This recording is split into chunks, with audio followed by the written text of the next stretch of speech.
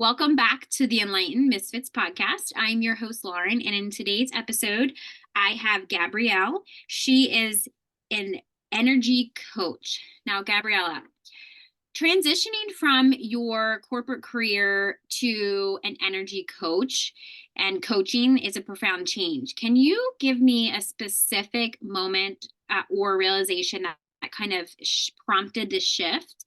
And Yes. did it align with like a personal or professional growth goals? Yes. And there was a moment, but like any moment and any catalyst for change, things often grow over time. And so, maybe just to answer that question, I'd like to go back to when I was about 8 years old. And I started becoming really fascinated with my dreams and journaling. And I've always been somebody who's been interested simultaneously in psychology, but also in spirituality. But after my father passed away, I was 9 years old. I became even more curious about communicating, with those who passed and getting in touch with my dad. And my mom didn't want me to do it. She said I was too young, and fair enough. That shut down, and I followed the path of psychology. And my 27-year career was in organizational psychology. So I've always been somebody who's loved working with the human transformation, the human response to change. And I loved my career. I had an incredible career, and it provided so much to me, Lauren, in the way of, stimulation, mental stimulation, real passion and meaning. What happened, though, was in 2020, I started to feel a little bit, I was in this job. It was a senior leadership role at a bank, and I hated it.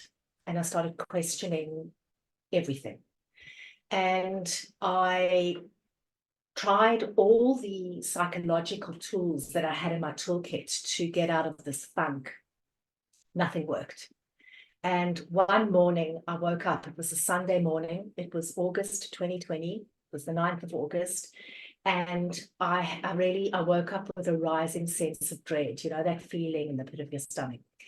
Yeah. And I knew it was related to this job I was in and having to go to work the next day and just feeling like I can't do this anymore. And I took myself off for a walk and I listened to a podcast, which is why I love podcasts so much. And the podcast was the pivotal moment. In the podcast, there was this woman who was talking about her journey living with anxiety. And that got me really interested because I've always lived with a huge level of anxiety. And it was really amplified that Sunday morning.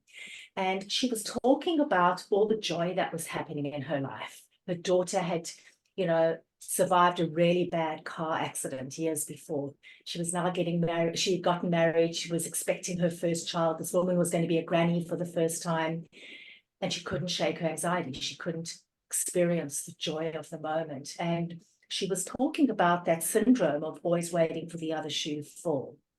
And when she said that, I thought to myself, that's me. That's my story. And I got to get out of this invisible prison that I have imposed on myself. And that kind of got me. And because the psychological tools weren't working anymore, which I think was the universe's way of shifting me into a different direction, Yeah. I started exploring alternative ways of dealing with these kind of impasses that we all face in our lives at some point or another. Yeah. Awesome. Yeah, I was going to say thank you for sharing that. And I feel like a lot of people that listening can resonate with that too, because 2020 is like when everybody's world shifted, right? Like with totally, COVID.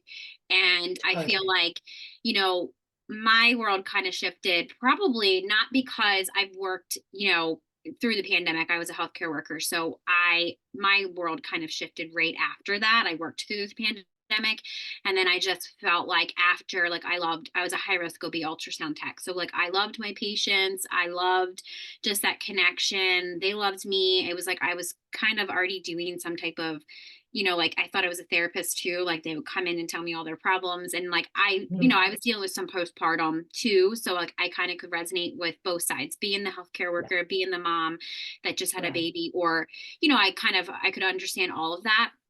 And I just kind of felt very resentful going into work and realized, oh my goodness, I can't treat these people that don't deserve that. Like Yes. they didn't ask to, deal with me, and I feel like, so I kind of feel like that same thing, that I just got sick. Like I was just like, I can't do this anymore. And that was kind of like 2021, when I was like, I have to do something else. And I just like left my job. I was like, I can't, there's things that happened in between, but it was like I tried to move across the country doing an ultrasound, but then through my divorce in custody, it was like, nope, you got to come back here. And I was like, okay, well, I'm not going back to my 9 to 5. So I guess I got to figure something out. And, I get what you're saying. And I think what you're describing is, I think, so true for anyone going through major change. You need that catalyst. Yes. It's like you need to get to a point where you say no more. And it sounds like you were there, and I certainly was there, Yes. where I felt like I'd been carrying around like this big boulder on my back of Yep. anxiety and grief and loss, and I couldn't stand it anymore. I couldn't live with it anymore. And so I think we all do need that extra Oh, yeah. push, that extra nudge.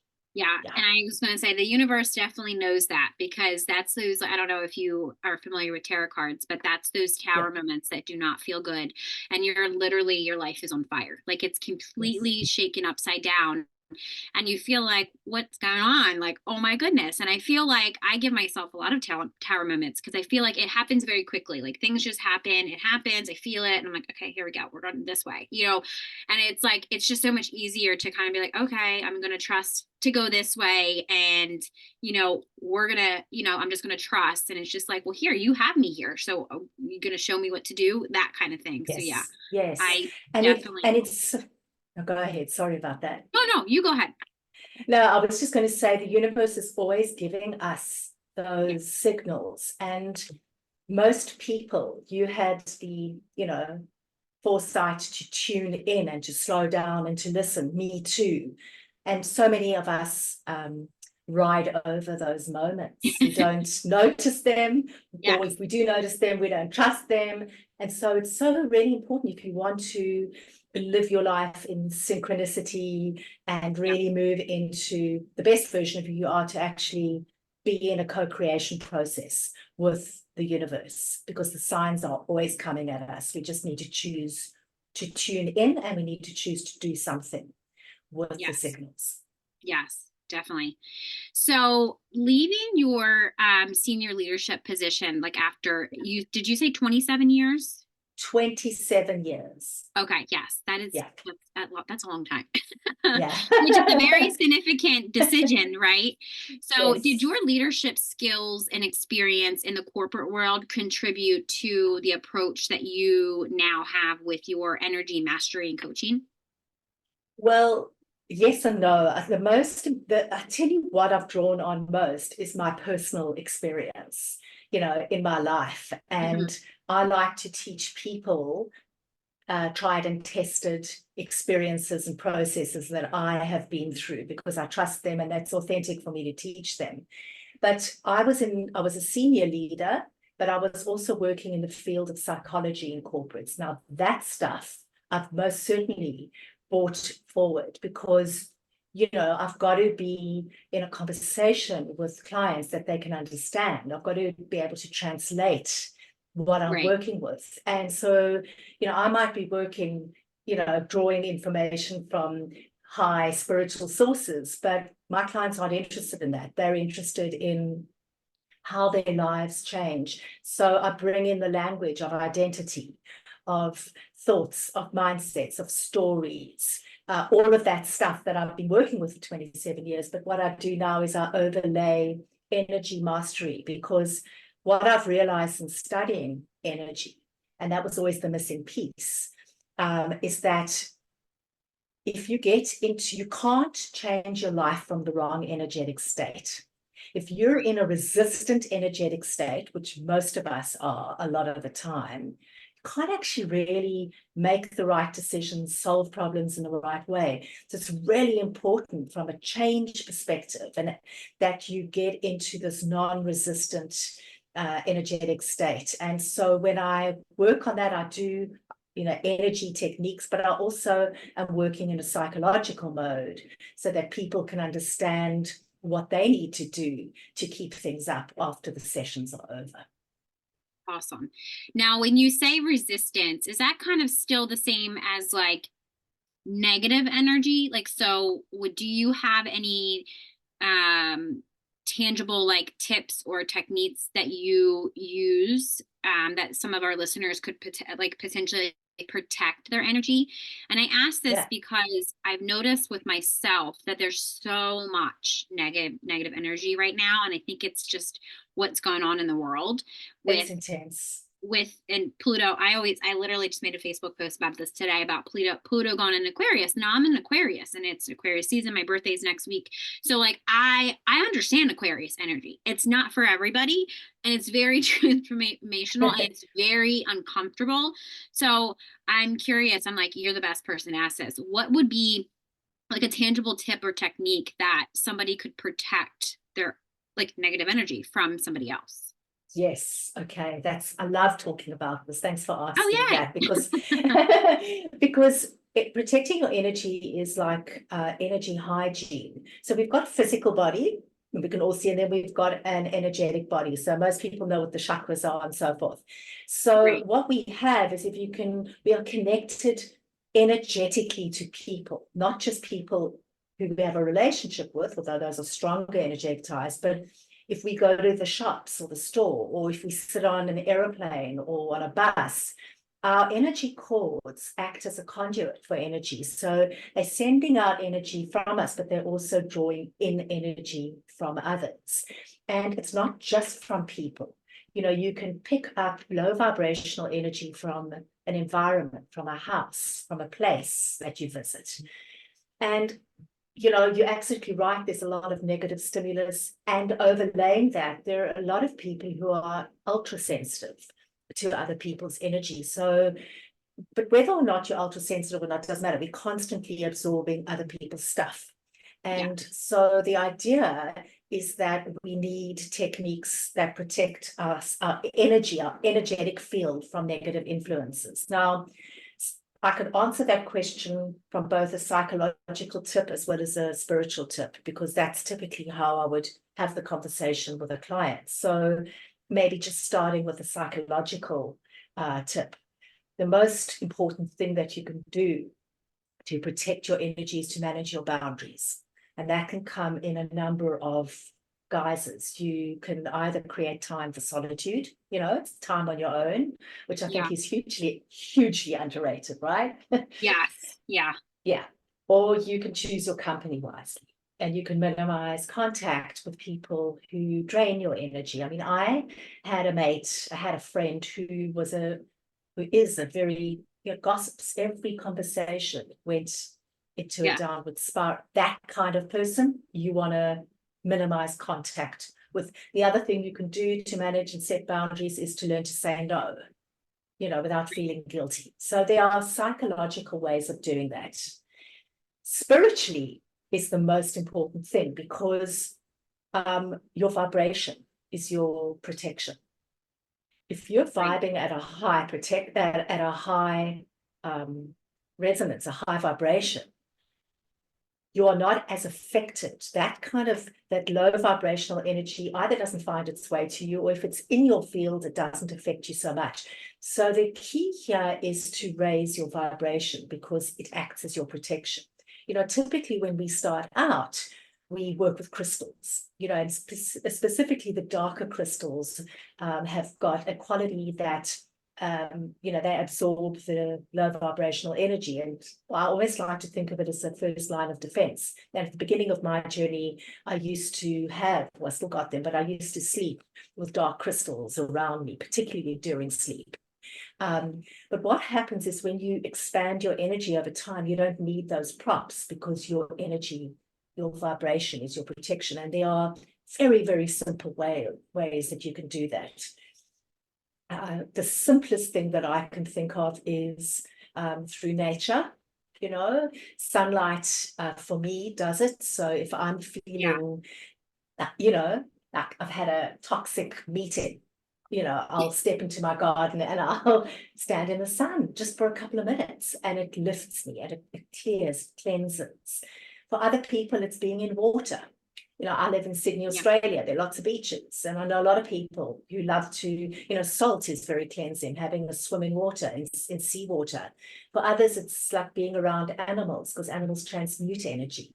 Yes. So that's a very, very simple way of protecting yourself by using the natural elements around us. And I could give you many more, but that's just the Yeah, I was simplest gonna one. say, yeah, thank you for sharing that, because I feel like that would just, there's like a couple of tips, like especially the crystals, like you said. I've been really bad about, like, with the moon, and the new moon and full moon, and it's like, cleansing my crystals, because I use the crystals a lot when I'm working with clients. But I didn't realize when you said about the dark crystals, I was trying to take myself back to when I started my healing, and I would be like, they would be all around me. It was always dark ones, always like I would wear a dark. But then I realized that the more, like you said, I didn't know this at the time until you literally just said it, but the time when I raised my vibration, Then that we can. negative, I don't feel affected by it unless I'm already down, like going through something, or I'm like in my shadow trying to clear out whatever I'm Yeah, trying to do. Then that yeah, affects me a little bit more. I feel like I think yeah, about it a little bit more, but I'm like, yeah. okay, it doesn't matter. Like, it's not about me. And then I just kind of like move on. The only time I really notice when I'm really, really drained is if I don't have some intention setting before I get on a call with a client, or I'm doing a lot of podcasts or whatever, and then I'm not protecting myself to kind of just keep my energy here, keep their energy there, and then like that's it, because I feel like people don't realize that energy transfer is real. Like, it really is real. It's It very really does. transformative. And I It try very my much is. best. Yeah, I try my best, because I don't want to necessarily subconsciously translate something that I don't necessarily mean. So I always make sure that it's protected in my little bubble of like, there's no energy transfer here, like regardless of whatever is happening. And most times I have conversations. They're very high vibe, very high energy. I'm not drained. I could be on calls for hours and I'm not drained. Now, when I feel like I'm on a call and I'm like, gosh, this is so draining, I usually end it really short and I just like stop. I'm like, this just Yeah, needs to kind of end. So yeah, yeah. I thank mean, you for this tip. there's so much coming up, because can I just slow down on a couple of things you said? Yeah. Because Yeah. the intention setting is another way to protect your energy. Yeah. Okay. I set the intention, universe, I set the intention, please protect my energy, whatever it is. Yeah. But you mentioned the word bubble. That's when my pen fell down. I was writing something. Oh, okay. Because Yeah. that a sphere, a bubble, is a beautiful, very simple sacred geometry Yeah. that we Yeah. can, through our mind alone, can build around us, that acts as an energetic shield. And to your point, before we step into a meeting, before we get onto a podcast, whatever it is, Yeah. to put that kind of energetic shield is a very, very powerful technique as well. So I didn't want that to go astray, because you said there was a lot that you were Oh, yeah. saying and Yeah. responding to. I don't know. Yeah, I don't know where I came up with that. I don't know if I just kind of made that up or I read that somewhere. But I always put myself in a little bubble and I tie it with a pink bow at the top and bottom. I don't know why it's a that's pink good. bow, but it's a pink bow at the top and bottom, and nothing's allowed to come in. Like, it's just like, I want to, if I'm like, because the thing about it is I can get on a call with somebody and can have a completely shitty day. And then, like, I don't want my shitty day to kind of make them have a shitty day. Right. Or feel It like, works both I don't want to ways. be here. Yeah. So Yeah, it's like, I need to protect myself, especially being energy healers. Like, we're very susceptible from taking on somebody's pain. Because a client this morning said to me, I don't know how you don't take on my pain. Like, she was crying, she was going through something. And I was like, and then she said, I want to know what you do. And I literally had told her this. So hopefully when she listens to this, she'll know that she'll have some more tips too. I said to her, like, you have to hold space for people. You can't change what's happening in their life. You have to hold space for them, because that's really the only reason why somebody's venting to you or talking about it, mainly is the intention to get it out. You don't have to take that on. That energy can just be transmitted, like, to wherever, to an animal, to the earth, to wherever. I mean, you can put it down in the earth. It doesn't, you can grab it and feel like, okay, I'm releasing this, but Yeah, I Yeah, love that you yeah. said that because it's true. I do a lot of water. So I get a lot of showers. Like if I Wow. usually it's like my daughter's like, "You showering again?" And I'm like, "Yeah." Like I just really I need to rinse off and, just to kind of get because I feel like weighed down sometimes too. So I'm sure Absolutely. that's another tip to kind of you can rinse your aura because it's so You cleansing and can. relaxing. I don't know why, but it is. Well, you know why it is? Because water transmits energy. So it's a Oh, conductor of okay. energy. That's Yeah, what it there you go. is. Yeah, So when it's on you, it's shifting and moving energy out of your field. That's why. yeah, yeah. Because I Mm. notice when I'm a little bit kind of like, I don't feel so good, kind of, don't feel like myself, it's so hard to get up and go get a shower sometimes. Like, I don't know if other moms listening to this, but, it's like some of those days when you just don't feel like showering or you just don't feel like doing anything, that is like, that's also the same thing. It's like you just feel like, ugh. But if you get a shower, you're going to, even if it's not even to wash your hair, just to get a shower, Yes. it feels so Yes. much. Sometimes I have to, yep, I'm going to say it on my podcast. I sometimes have to force myself to get a shower. And I feel like everybody can resonate. If you don't, you're just weirdo. So whatever. Yeah, yeah. And are you talking about parenting and stuff? You don't have to be an energy healer to have to hold the space for others all the time in Oh your yeah, no, life. absolutely not. I mean, as a parent, you're holding the space. As a leader, Right. as a team member in the corporate world or wherever you work, you're holding the space for others. And Yes. so energy protection is a really important ingredient in that. Yeah.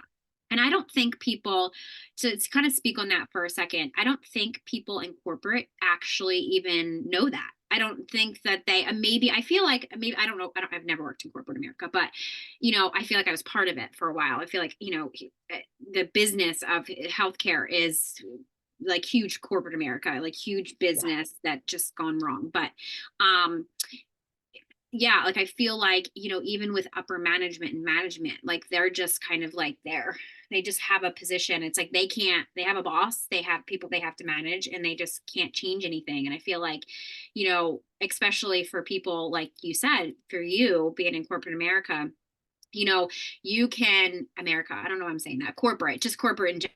Corporate I'm in Australia. America. Yeah. We call it corporate America, but Yeah. just in the corporate world, I should say. Um, yeah, it's like I feel like that empowerment, that, growing that, space for leaders, because like leaders can't be leaders if they're not growing leaders. Like they're not, like it's like kind of like you're just stuck there at this pyramid scheme kind of thing. So yeah, that's Yes, yes. another amazing thing. But the other thing that I want to talk about is you said sleep, and something triggered my mind to ask you about sleep. Now, I Yes. know that healing, like sleep time through healing, is a concept that you also do too. So, can you dive a little bit deeper into like maybe a routine? You don't have to say all of them, but a routine or practice that you help Yeah. your clients with to adapt, because healing you sleep is very hard when you're healing, but I know it can be very, healing. So can you kind of explain Yes. that a little bit? Yes. Thank you for asking that because dreaming is my passion. As I said, at 8 years old, I recorded my first massive dream. I couldn't make sense of it, but it got me curious about this crazy, insane place we all go to every night in our sleep. Yeah. Yeah. And, as someone who studied psychology, Carl Jung said that dreams are the guiding words of the soul. It's such a beautiful Mm, quote, but what he's talking about and what I've had this experience of is if you're able to build a relationship, a regular practice with your dreams, it's a direct path into your soul. You build a connection with that inner voice, that inner self, the place in you that has all the answers. And what I love about dreaming and working with dreams to heal is it's not only powerful, it's hugely efficient because, and I can tell you, some of the stuff that I work with my clients on because it's the path of least resistance. You're sleeping, your guards are down, you're deep in your unconscious, and a lot happens there. Now, the big shift, if you're wanting to work with dreams to heal, the big shift is from spontaneous dreaming, where it just happens, to premeditated dreaming, where you don't have to wait, you don't have to leave it to chance. There are tools at your disposal to create a two-way communication with your dream state. And I have a belief that our dreams want to help us because they're part of our higher self. They're interested, they're vested in providing us with guidance and support. Now, I do different things because there are different levels of dream work, and depending on where a client's at, I'd enter at any different point in time. So the first level would be like the person doesn't remember dreams. And I can talk you through, I think that's probably where I'll talk you through today. The second level is that they remember their dreams, but they don't understand their dreams. The third level is that they understand their dreams, and that's great. And a lot of people stop there. And the fourth level is using lucid dreams to heal. And that's a particular skill, which I'm not really going to go into here because it's a complex curriculum and a person's got to be at a particular level. But let's just start with the person who doesn't really remember dreams, or who's kind of dreaming sporadically and not really understanding what's going on. And the simplest thing that I get people to do is to get into habit, because dreaming is a practice. So you can ask your dreams questions, and I know it sounds crazy, but these questions, before you go to sleep, just before you go to sleep, when you're in the right non-resistant state, pose a question to your dream for any area of your life. It could be career, it could be relationships, parenting, friendships, purpose work, health, wellness, anything, okay? As long as it's from a place of pure intent and for the highest good of all. So you can ask your dreams. So the first step is to pick an area of your life or something that you want to, curious about solving or getting to understand more in your dream. And then you can ask different kinds of questions. They're diagnostic questions. So why am I afraid to stand out in the crowd? Dream, tonight as I sleep, can you show me why I am so afraid to stand out in the crowd? That's a diagnostic question. You can ask dreams for guidance, which is dream, tonight as I sleep, show me what is the one thing that I can do to love myself more. Predictive questions. So dream, tonight in my sleep, show me what my life would look like if I accepted this job offer. I'm just giving you silly examples. And then wish fulfillment, you're asking for information. Dream, tonight in my sleep, please help me work through unresolved anger. And then what you do is you do that just before you go to sleep. You've got a journal next to your bed, and when you wake up, you write. The first thing you do is get your journal and write down what's come up. Now, in the beginning, sometimes nothing comes, you can't remember much, or nothing, of substance comes up. That's okay, because that changes when you practice. Then I say to people, if you don't remember anything, just tune into the sensation that you're feeling and write down whatever it is that you're feeling. Because ultimately, when you wake up, the residue feeling is something that's left over from a dream. So that would be my tip for healing, for beginner's tip for healing during sleep. Yeah, I love that. I use that. I don't call it dreams, but I use it a lot for like when I'm doing like theta emotional work, or healing. Like it's that moment that you theta, because people are like, well, what the heck is theta? And I'm like, that's the moment that right before you go to sleep, because you can go up to, you can still get up, you're still conscious, you can still get up to go to the bathroom if you need to, but it's like right before you go to sleep. And I don't know what I've been asking myself. I don't know what's been happening, but I feel like when I wake up, I'm like, God, did I even sleep?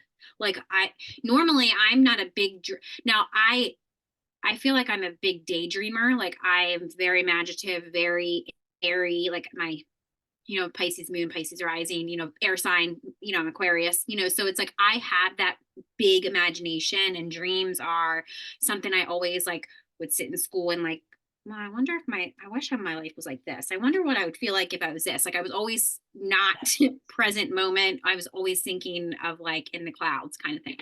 So I am really good at that, but I never really had lucid dreams until recently. And if they've been really clear, I can write a whole book about them.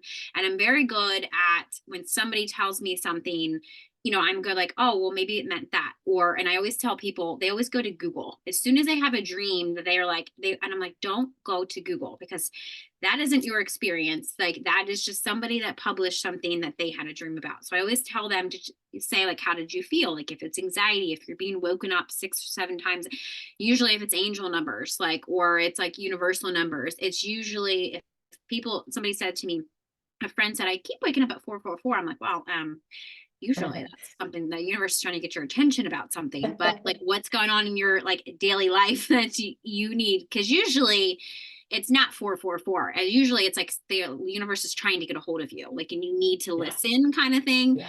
But like, it was kind of funny, one of my old friends that I no longer connect with anymore, but we would always be on the phone, and I would look at the time, and she's like, oh, it's 444. I'm like, I have to go. Like, stop saying that. Like, this is making me feel weird. Like, stop saying that. And then now, since like we're not connected anymore, it was like a big huge example of like, hello, like, she's telling you this now, are you going to believe us? And that's how I always learn. I'm always Yeah. like, no, universe, show me again, I don't believe you. And it's like, oh, okay, you want me to show it again, and then something else happens, and now something else happens. Yes. So yeah, Yes. I I mean, the believe, you. I was gonna say, I believe just like you, dreams are huge, and they have helped me so much, because it's like, was that my reality, or did I dream that? And it's, my boyfriend the same way. He's one of his, superpowers is like, he gets actual, like, he had seen 9/11 that happened in the US, in New York, the 9/11, when the planes hit those Hmm. towers. He's seen that in a dream before it happened. So he gets like big, huge events, like stuff that I'm like, you probably should tell somebody. Like, you probably, like, I feel like you're part of that collective that he is here to help with whatever, like, you Yes. might not get dreams of for somebody else. I usually, if I'm asking, if I have like a portal, or I have like a channel open for somebody, like, I'm asking, if it's a client, it's coming in for them. So that's why I feel like I haven't been sleeping lately, because it usually comes through just because I'm so busy during the day, and I obviously don't listen to like other things during the day, that I'm getting them at nighttime. So like, I'm like writing Yes. books, and it's just automated, like, Yes. it's literally automated, and it's crazy how my pen just writes. It's like, Isn't where's it this coming from? great? Yeah. It's such a So great way of channeling. You're yeah. touching on something that's such interest to me because, I mean, I love layering things. Yeah. So, layering modalities. So there's dreaming and then layering your spiritual gifts onto the dream. Like your partner has clearly some level of clairvoyance, Yeah. right? Yeah. And Yeah. so in his um, dream state, his spiritual gift of clairvoyance was able to give him something quite incredible. Other ways that you experience dreams, if you're clairaudient, you can Hmm. actually hear stuff in your dreams. Yeah. If I hear, yes, sometimes I have both of those, and sometimes I'm like, both. oh my God. Yeah. I Yeah. hear and see things too. Yeah. Wow. Okay. I'm just Yeah. clairaudient. And then you can sometimes get your information through smell, you I have that know? too. Yeah, I have that one Yeah. too. The smell Yeah. is really horrible, because when it's fear or anxiety, it's this god awful, it's like dead. And I've never smelled a Yeah. dead body, but it smells like god awful, and it will literally, I can't go back to sleep after that. Like, usually I don't let myself get to be like that, but there was somebody around me, especially when I was married to my ex-husband, that came up a lot. That as actually, when I was like, I don't need this sense, like, can you please stop it? But it's because my scene was off. Like, I couldn't access my third eye, I couldn't access anything, and that was like the only spiritual gift that I would have listened to. Like, I feel like that could be, I don't know, I'm just assuming that that's kind of it was for me, but that was the only thing that I would listen to. Gosh, I couldn't like ignore it. Well, Yeah. exactly, Yeah. exactly. And the other thing I want to say about dreams, just to, I don't know whether you get this or not, I'd be curious to hear, but, if somebody who's passed over, Mhm. comes to you in a dream, Mhm.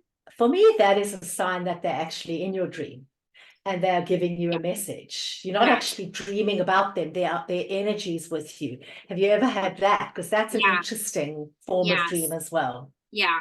My grandmother and my grandfather and Camila, like weird enough, she's actually came into my boyfriend's dreams, which they must be connected in past life, like he is my divine counterpart, but it's just weird how my little cousin also that had passed over from a like he was that male energy that was kind of there protecting my grandma, which is weird because like my grandmother usually is alone in dreams. But when I showed him a picture of my cousin Ryan, um he said that's him, he's like, I couldn't describe what he looked like, but he was like, that's him. And I was like, that's weird, because usually I guess it was that familiar, this is my grandmom kind of thing. But it was so weird that they're in their dreams and they're all over the place. I'm like, but yes, I do agree. That is them not in your, I'm not thinking about them. They're trying to give me a message. For him, they were trying to give him a message too, for me, because I guess I wasn't listening.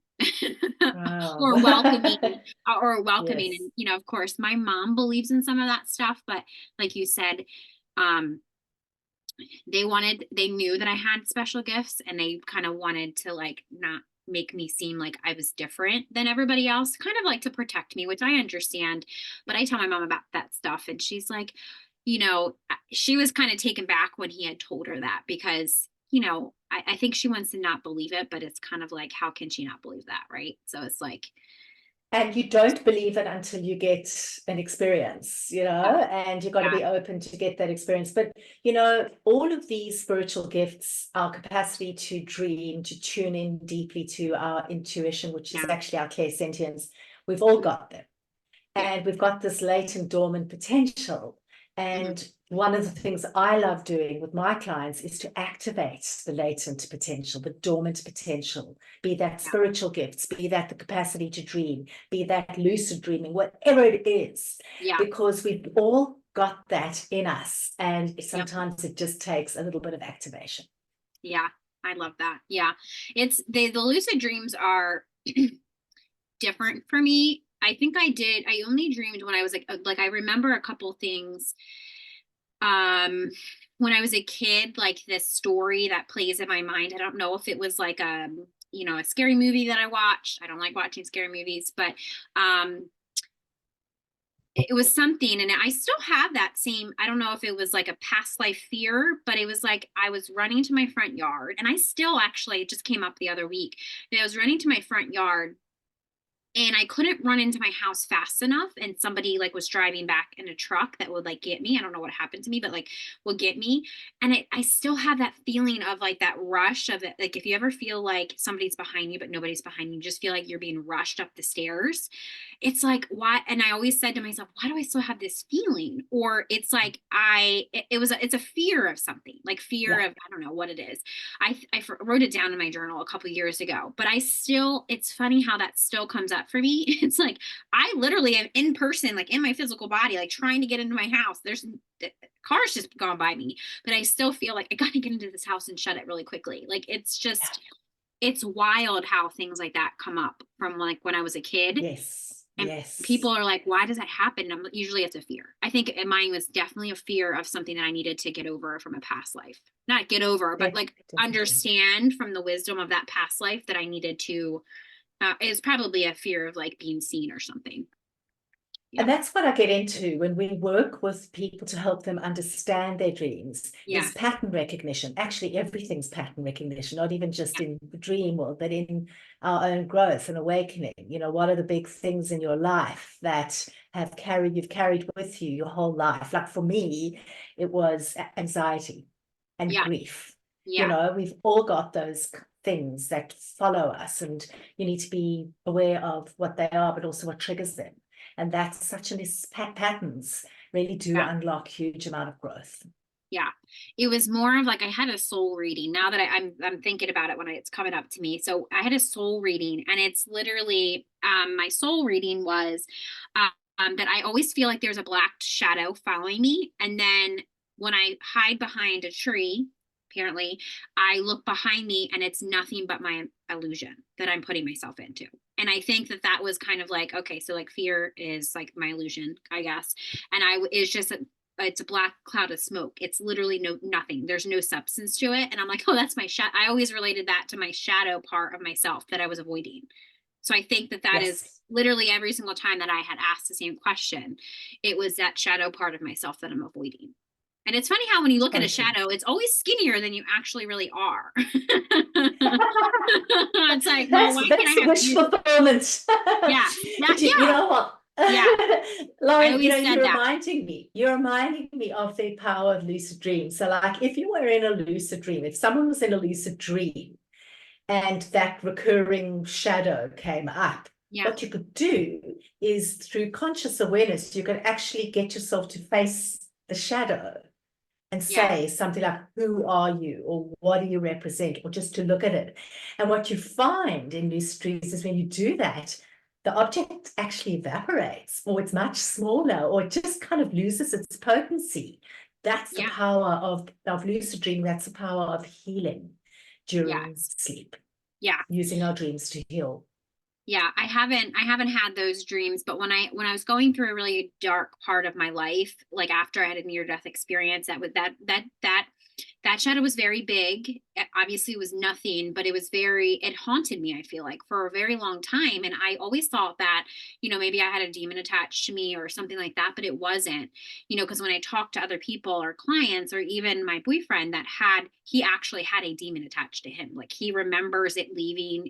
He thinks it transferred to his best friend that passed away, also his dog. He had those dreams of like that demon was trying to keep him in his addiction, that he's had to kind of overcome. And now he feels, because I always forget that he is in recovery, not because it's like something that is prevalent. It's just he's the way that his demeanor and the way that he is, it just is like, are you sure you're in recovery? It's not something that, but I mean, yeah, he has a huge past of like about 13 years of hardcore drugs. So it was like it wasn't something easy for him. It's not like it just happened. It was like Yeah. there had to have been something attached to him. But Yeah. and it's like when people say there is, like, yeah, it can happen. There's things that are taught, they just leech onto you, and it's your trauma. And if you don't heal it or figure out, work with an energy healer or work with somebody to heal it, that demon, like we all have those type of, I don't like to call my shadows demons, because like that's a lot of demons, but like it's it's just my shadow side. That's it's what will keep you stuck if you don't like face it. So I love that tip that you said, if you're struggling with something dark, you just to kind of face it, because I feel like that will make it smaller, because light will always like overpower dark. Yeah. Totally. Totally. Yeah. I can go on and on and on, and here I am. Me too. I don't know if you have anything about human design, but I have a defined throat center, so that's why I'm very successful at speaking and talking, because I could go on and on and on.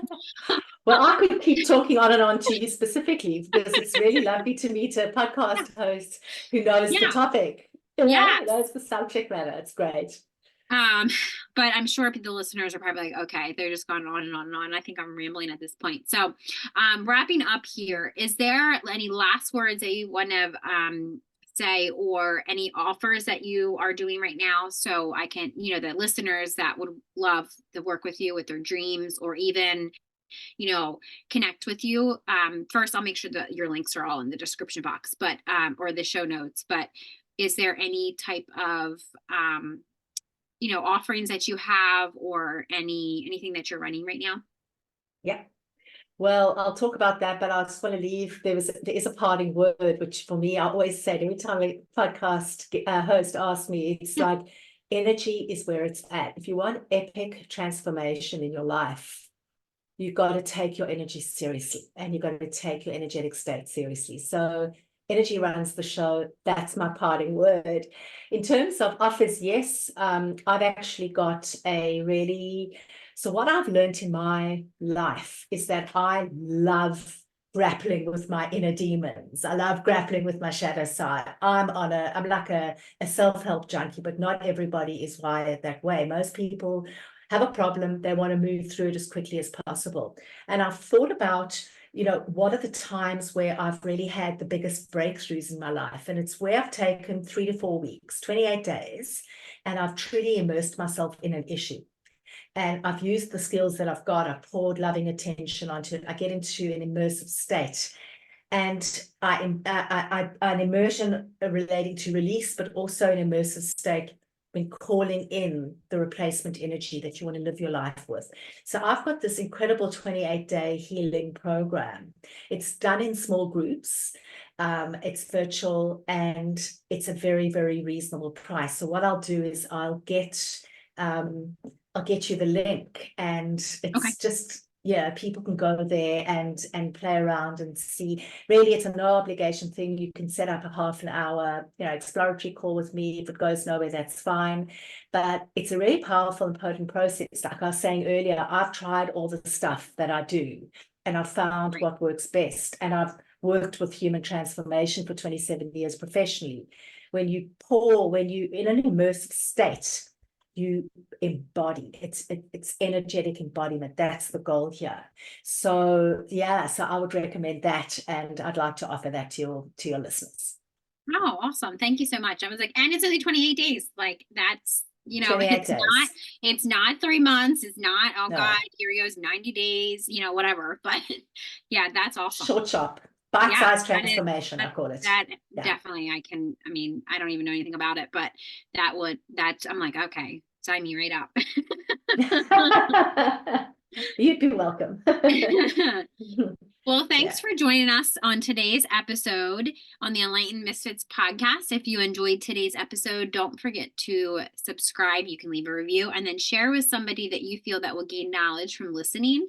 Stay tuned for more captivating conversations in the future. I hope you have an amazing rest of your week, and I will see you next time.